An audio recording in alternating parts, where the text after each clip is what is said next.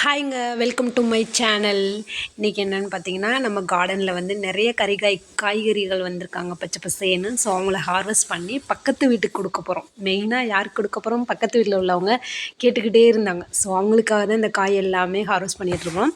So first பார்த்தீங்கன்னா, இந்த long beans இவன் வந்து பாருங்கள், ஒரு 4 செடி வந்து கிரவுண்டில் வச்சுருக்கிறேன். அதாவது எம்டி ஸ்பேஸ் வந்து என் வீட்டுக்கு முன்னாடி இருக்கிறத வந்து யூஸ் பண்ணி ஒரு 4 சீடு போட்டு விட்டேன். ஆனால் அவன் பாருங்கள், அப்படியே நீளமாக அந்த யார்டு நம்ம வந்து பூ வந்து எப்படி 1 முழம் 2 முழம் அப்படி சொல்லுவோம் இல்லையா? ஸோ அந்த அந்த பேரை வச்சு தான் இவனுக்கு வந்து யார்டு லாங் பீன்ஸ்னு வந்திருக்கும்னு நினைக்கிறேன்.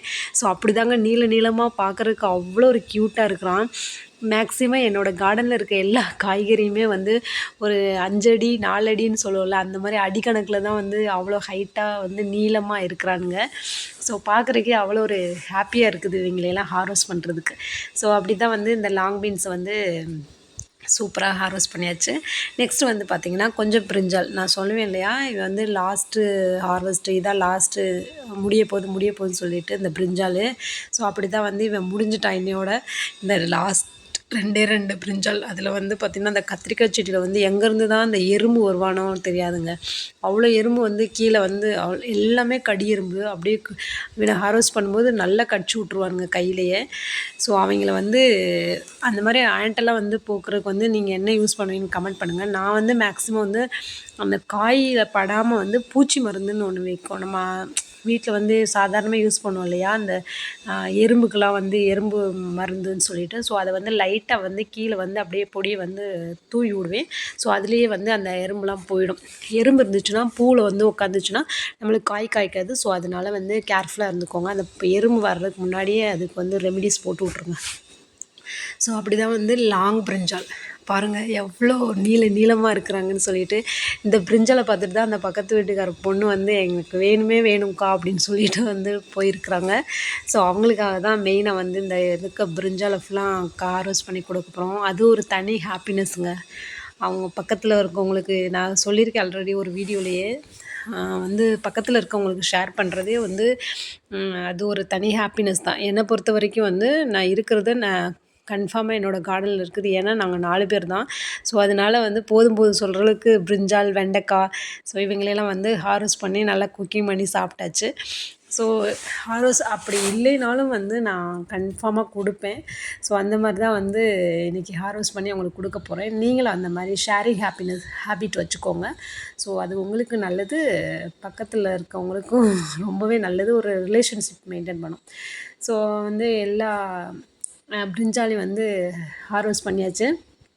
இவன் பாருங்க, இது வந்து என்னென்னா, நான் ஹார்வெஸ்ட் பண்ணிவிட்டு வரேன். என் பாப்பா எங்கள் வீட்டில் ஒரு குட்டி பாப்பா இருக்கிறா, என்னோடய பொண்ணு. அவள் வந்து பேக் சைடில் வந்துக்கிட்டே இருக்கிறா. அவள் தான் வாங்கி எல்லாத்தையும் வந்து அந்த பிளேட்டில் போட்டுகிட்டே இருந்தா. அவள் குட்டி பொண்ணு, ஆனால் அந்த பிளேட்டை தூக்க முடியாமல் தூக்கி போய்கிட்டு இருக்கிறா. அவள் அப்படி தூக்கி போகும்போது கீழே விழுந்துடுச்சு. அதையும் எடுத்து அவள் வந்து அதிலெல்லாம் வச்சுட்டு தூக்கிட்டு நடந்துகிட்ருக்கா.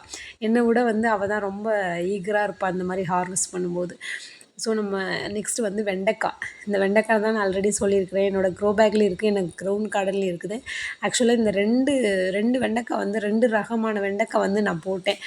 அதில் வந்து நாட்டு ரகம் வந்து வரவே இல்லை. இந்த வெண்டைக்காய் வந்து எல்லோரும் கமெண்ட்டில் என்னென்னா, இந்த வெண்டைக்காய் என்னென்னு கேட்டுக்கிட்டே இருக்கீங்க. இவன் வந்து ஆக்சுவலாக நான் கேரளாவில் ஆலப்பி அங்கே போனப்போ இந்த வெண்டைக்காய் எனக்கு கிடச்சிச்சு சீடு. ஸோ ஒருத்தவங்க கொடுத்தாங்க, அதை வாங்கிட்டு வந்து இது யானை தந்த வெண்டைன்னு சொல்லுவாங்க, இல்லாட்டினா வெள்ளை வெண்டைக்கான்னு சொல்லுவாங்க. ஸோ அவன் தான் இந்த அளவுக்கு நீளமாக வந்துட்டுருக்கான். சூப்பர் டேஸ்ட்டாக இருக்கும். இவன் வந்து நாட்டு ரகம். இவன் தான் வந்து ஒரு காய் வந்து நம்ம குக்கிங்க்கு எடுத்துட்டோம். கீழே ஒரு காய் வந்துட்டுருக்கான். அவனை வந்து சீடுக்கு விடணுமேன்னு சொல்லிட்டு விட்டாச்சு. இந்த வெண்டைக்காயில் வந்து சில பேர் என்ன பண்ணுவானுங்கன்னா, என் கூட சண்டை போடுவானுங்க. கட் பண்ணும்போது கட்டாகி வரமாட்டானுங்க. சிலது வந்து என்கிட்ட க்யூட்டாக ஃப்ரெண்ட்ஷிப்பாக நான் வந்துடுறேன் அப்படின்ற மாதிரி வந்துடுவானுங்க. சில பேர் வரமாட்டானுங்க. அவனோட சண்டை போட்டு மல்லு கட்டி அவனை பிடிச்சி அப்படியே திருகி தான் எடுக்க வேண்டியதாக இருக்கும். ஸோ எவ்வளோ பெருசாக இருக்கிறான் பாருங்கள். இந்த கிரவுண்ட் கார்டனுக்கும் க்ரோ பேக்குக்கும் அதாங்க டிஃப்ரென்ஸ். நல்லாவே பெருசாகிறான். எவ்வளோ பெருசு, இன்னும் எவ்வளோ ஹைட் ஆவான்னு எனக்கு தெரியல. பட் ஆனால் பார்க்கலாம் எவ்வளோ ஹைட் ஆகுறான் அப்படின்னு சொல்லிட்டு. ஏன்னா இது என்னோடய வீட்டுக்கு ஃப்ரண்ட்லேயே இருக்குது. எல்லாம் ஸ்டிக்காக நிற்கிறதே ஒரு மாதிரியாக தான் இருக்குது. பட் ஆனால் நம்மளுக்கு யூஸ்ஃபுல்லான ஒரு செடி வேணும் இல்லையா? நம்மளுக்கு என்ன யூஸ்ஃபுல்லாக இருக்குதோ அந்த செடியை தான் வைக்க முடியும். ஸோ அப்படி தான் நான் வந்து வெஜிடபிள்ஸாக வந்து என்னோடய வீட்டுக்கு ஃப்ரண்ட்லேயே வந்து அழகாக க்யூட்டாக வச்சுருக்கிறேன். எனக்கு போதும் போதும் சொல்கிற அளவுக்கு காய் தந்துட்டுருக்குறானுங்க. ஸோ வந்து நிறைய இந்த வெண்டைக்காய் பாருங்கள், வரவே மாட்டேன்னு சொன்னால் அவனை போட்டு சண்டை போட்டுட்ருக்கேன் அவன் கூட. எப்படியோ ஒன்று கட் பண்ணி எடுத்தாச்சு. எவ்வளோ பெருசாக இருக்கான் பாருங்கள் இந்த வெண்டைக்காய், எவ்வளோ ஹைட் அம்மா, அவ்வளோ ஹைட்டு. நானே இப்போ தாங்க ஃபஸ்ட் டைம் எக்ஸ்ப்ளோர் பண்ணுறேன் இந்த மாதிரி வெண்டைக்காயை. அவ்வளோ ஹைட்டில் இருக்கிறான்.